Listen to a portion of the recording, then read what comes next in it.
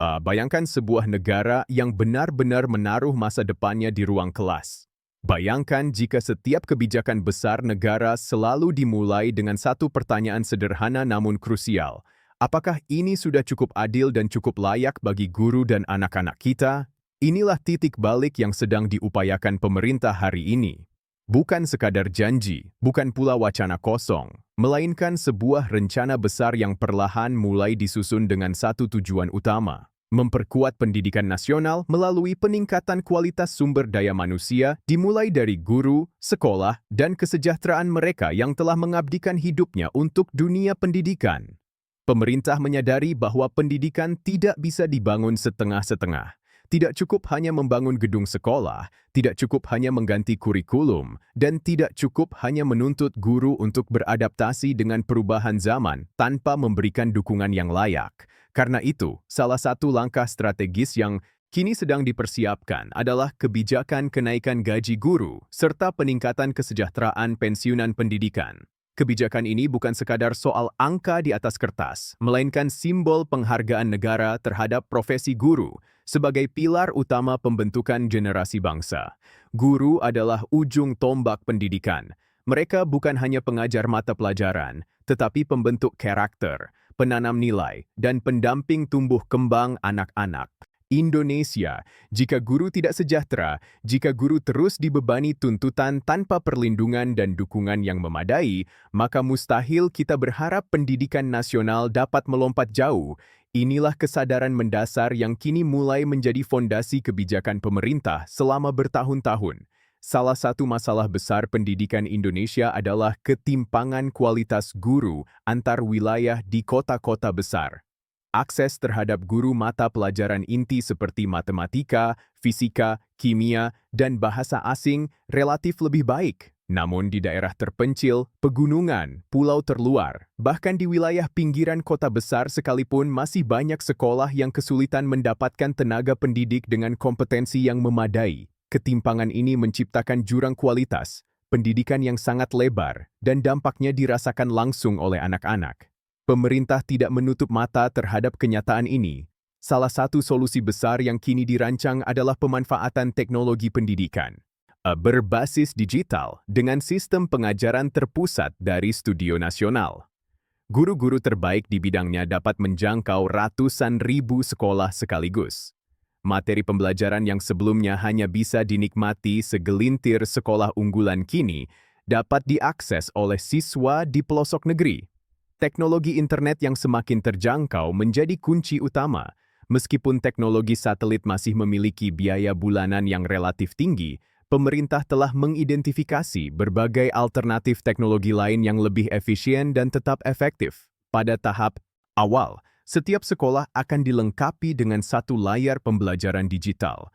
Tahun berikutnya, jumlah layar ini akan ditambah menjadi 4, dan dalam rencana jangka menengah akan ditingkatkan menjadi 6 ruang kelas digital di setiap sekolah. Dengan sistem ini, siswa tidak hanya menerima materi teks, tetapi juga pembelajaran visual interaktif, animasi, simulasi, dan demonstrasi konsep yang sebelumnya sulit dipahami. Data dari Kementerian Pendidikan Dasar dan Menengah menunjukkan bahwa pendekatan ini meningkatkan antusiasme siswa secara signifikan. Anak-anak menjadi lebih bersemangat datang ke sekolah, lebih fokus saat belajar, dan lebih aktif bertanya. Namun pendidikan tidak hanya soal teknologi. Pendidikan adalah investasi jangka panjang paling penting yang bisa dilakukan sebuah negara. Investasi pada anak-anak berarti investasi pada masa depan bangsa. Pendidikan berkualitas tidak hanya menghasilkan individu yang cerdas secara akademik, tetapi juga membentuk karakter, etika kerja, dan daya saing global. Dalam berbagai kunjungan lapangan ditemukan fenomena yang sangat menyentuh. Banyak anak menulis dengan huruf sangat kecil di buku tulis mereka, bukan karena diajarkan demikian, tetapi karena ingin menghemat kertas agar tidak membebani orang tua. Di satu sisi ini menunjukkan empati dan kedewasaan anak-anak, namun di sisi lain, kondisi ini berdampak pada kesehatan mata dan kualitas pembelajaran mereka. Karena itu, pemerintah mulai meninjau ulang kebijakan pembelajaran menulis, termasuk penyediaan buku tulis dengan ukuran kertas dan panduan penulisan yang lebih ramah anak. Hal yang terlihat sederhana ini sejatinya memiliki dampak besar terhadap kesehatan, kenyamanan belajar, dan perkembangan jangka panjang siswa. Selain pendidikan dasar, pemerintah juga memperluas perhatian pada kelompok masyarakat desil menengah bahwa selama ini fokus kebijakan banyak tertuju pada kelompok miskin ekstrim. Padahal kelompok menengah bawah juga menghadapi tekanan ekonomi yang signifikan dan seringkali terjebak dalam keterbatasan akses pendidikan berkualitas. Salah satu gagasan besar yang kini dikaji adalah pembangunan sekolah terintegrasi di setiap kecamatan. Sekolah ini akan menggabungkan jenjang SD, SMP, dan SMA atau SMK dalam satu kawasan. Dengan konsolidasi ini, fasilitas dan tenaga pendidik dapat dimanfaatkan secara lebih efisien, terutama di tengah tren penurunan angka kelahiran yang menyebabkan banyak sekolah memiliki jumlah murid yang sangat sedikit. Sekolah terintegrasi dirancang memiliki laboratorium lengkap matematika, kimia, biologi, teknologi, dan bahasa. Laboratorium bahasa menjadi prioritas utama karena penguasaan bahasa asing adalah kunci daya saing global. Banyak negara khususnya di Eropa membutuhkan jutaan tenaga kerja setiap tahun di sektor perhotelan, restoran, layanan kesehatan, dan jasa publik. Pemerintah negara-negara tersebut menilai tenaga kerja Indonesia ramah dan memiliki etos kerja baik, tetapi masih perlu diperkuat dari sisi kemampuan bahasa. Oleh karena itu, bahasa Inggris menjadi prioritas utama disusul bahasa Arab dan bahasa Eropa tertentu sesuai kebutuhan pasar kerja. Pendidikan bahasa yang kuat sejak dini akan membuka peluang kerja internasional yang lebih luas dan meningkatkan devisa negara melalui remitansi. Pembangunan pendidikan tidak dapat dipisahkan dari reformasi sistem nasional lainnya. Kebocoran penerimaan negara di sektor perdagangan, kepabeanan, dan perpajakan secara langsung mengurangi kemampuan negara membiayai pendidikan. Karena itu, pemerintah mengembangkan sistem monitoring berbasis teknologi dan kecerdasan buatan untuk mendeteksi praktik underinvoicing dan penyelundupan. Sistem ini memungkinkan pemantauan aktivitas perdagangan secara real-time dari satu pusat kendali nasional. Pengembangan ini melibatkan tim ahli matematika, statistika, analis data, dan pakar teknologi informasi. Dengan AI, pola-pola mencurigakan dapat dideteksi lebih cepat dan lebih akurat. Peningkatan penerimaan negara akan berdampak langsung pada keberlanjutan program pendidikan, kesejahteraan guru, kebangunan infrastruktur sekolah, pendidikan, teknologi, dan tata kelola negara harus berjalan beriringan. Selain itu, pendidikan vokasi dan pelatihan keterampilan menjadi fokus penting. Dunia kerja global terus berubah dan pendidikan tidak boleh tertinggal. SMK dan program pelatihan. Kerja harus diperkuat agar lulusan benar-benar siap kerja. Bukan hanya memiliki ijazah, pendidikan karakter tetap menjadi fondasi utama. Dunia kerja membutuhkan individu yang disiplin, jujur, bertanggung jawab, dan mampu bekerja sama. Nilai-nilai ini harus ditanamkan sejak dini melalui teladan guru dan lingkungan sekolah yang sehat. Teknologi pembelajaran jarak jauh menjadi solusi pemerataan pendidikan terutama bagi daerah terpencil, namun kehadiran guru tetap tidak tergantikan. Karena itu, distribusi guru dan pemberian insentif bagi mereka yang bertugas di daerah sulit terus dikaji. Keterlibatan orang tua dan masyarakat juga menjadi kunci. Pendidikan tidak bisa berdiri sendiri tanpa dukungan lingkungan. Sinergi sekolah dan keluarga akan menciptakan ekosistem belajar yang kuat.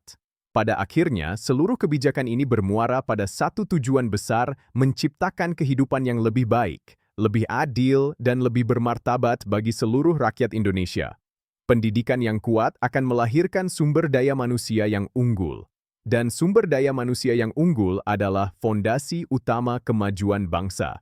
Disclaimer: konten ini disusun untuk tujuan informasi dan edukasi berdasarkan sumber yang tersedia.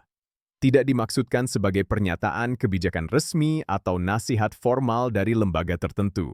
Namun di balik semua perencanaan besar itu, ada satu pertanyaan yang terus mengemuka dan tidak boleh dihindari. Bagaimana memastikan bahwa seluruh kebijakan pendidikan ini benar-benar menyentuh ruang kelas, bukan berhenti di dokumen perencanaan atau laporan anggaran?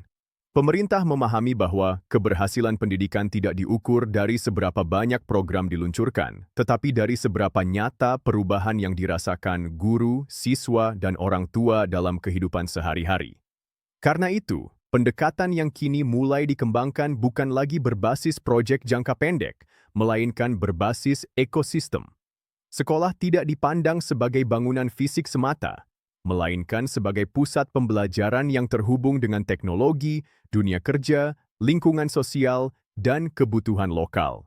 Setiap sekolah diharapkan mampu beradaptasi dengan karakter wilayahnya tanpa kehilangan standar nasional kualitas pendidikan. Salah satu langkah penting dalam pendekatan ini adalah penguatan peran kepala sekolah. Kepala sekolah tidak lagi hanya berfungsi sebagai administrator, tetapi sebagai pemimpin pembelajaran. Mereka diberi ruang lebih besar untuk mengelola sumber daya, mengembangkan inovasi lokal, dan membangun budaya sekolah yang sehat.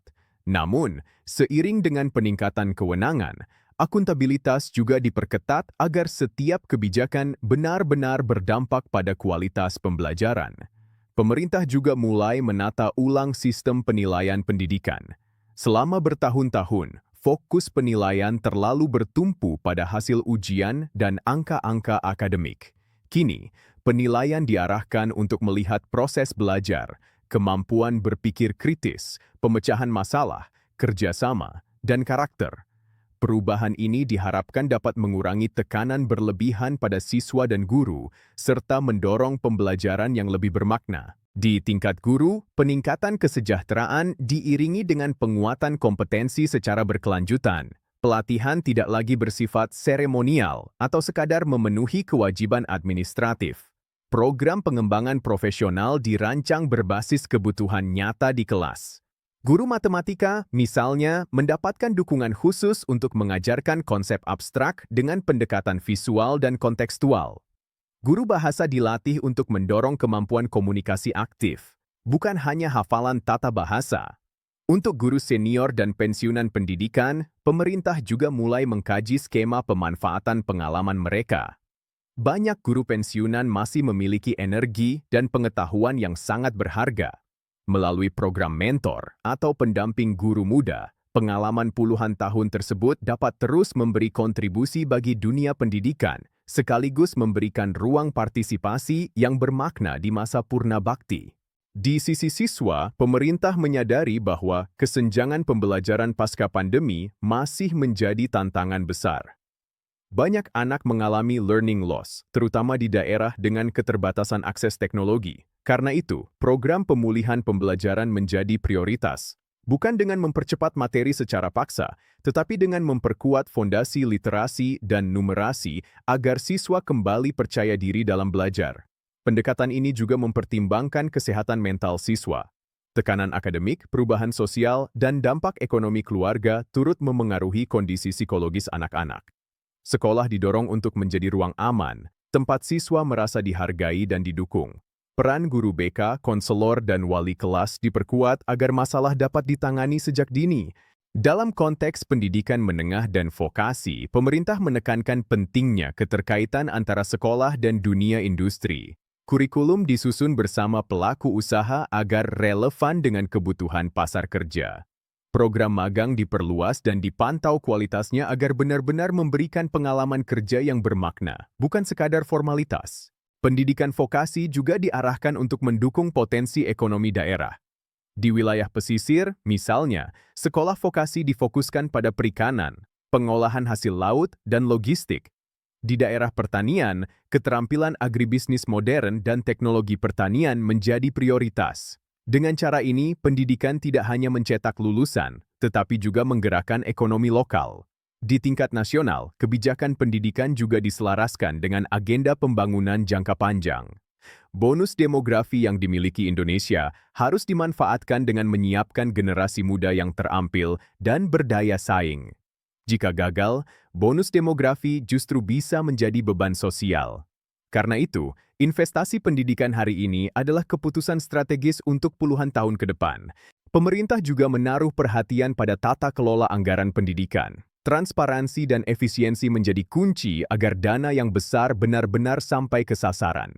Sistem pelaporan digital dikembangkan untuk memantau penggunaan anggaran sekolah secara lebih akurat dan real-time.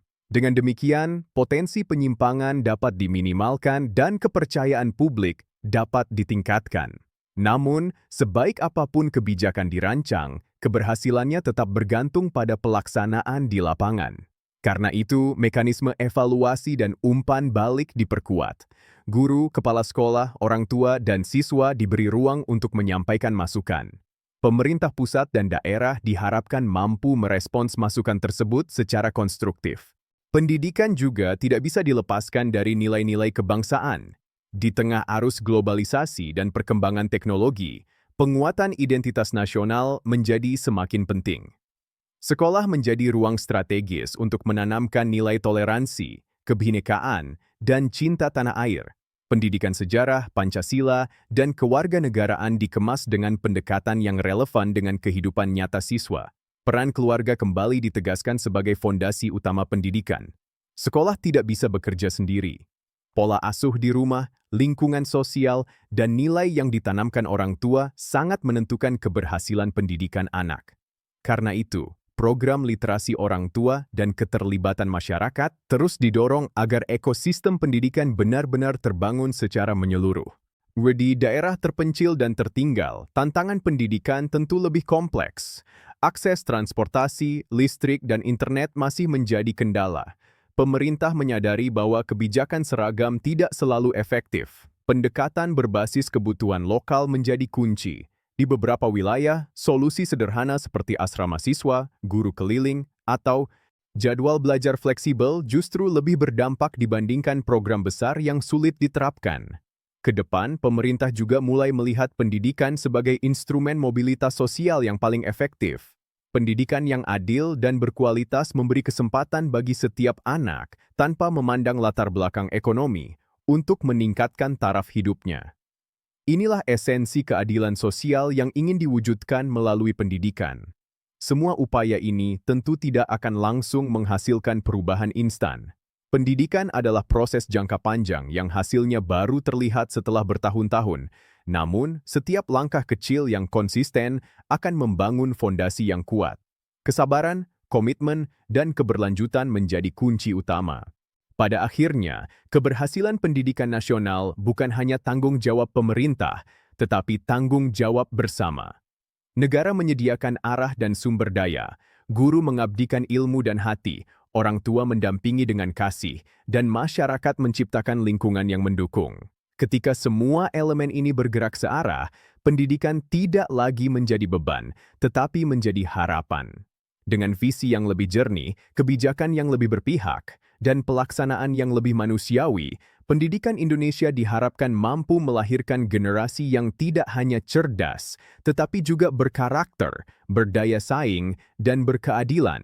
Inilah investasi paling berharga bagi masa depan bangsa. Jika kita menengok pengalaman banyak negara yang berhasil melompat jauh dalam waktu relatif singkat, satu benang merah selalu muncul.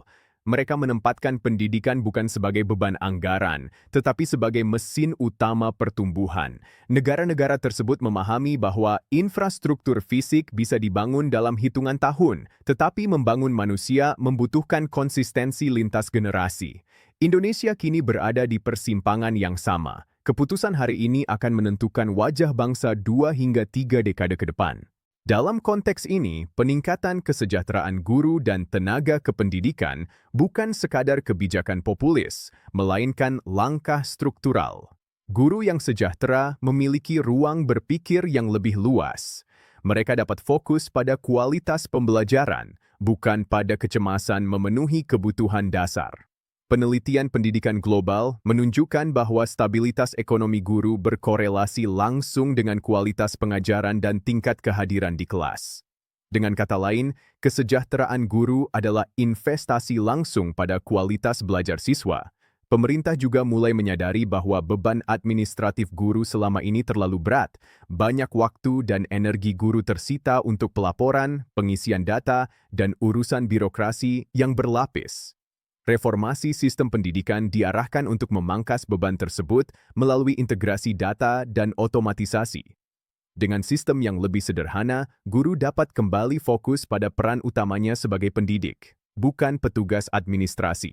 Di tingkat kebijakan, arah pendidikan ke depan juga semakin menekankan fleksibilitas. Tidak semua anak memiliki cara belajar yang sama.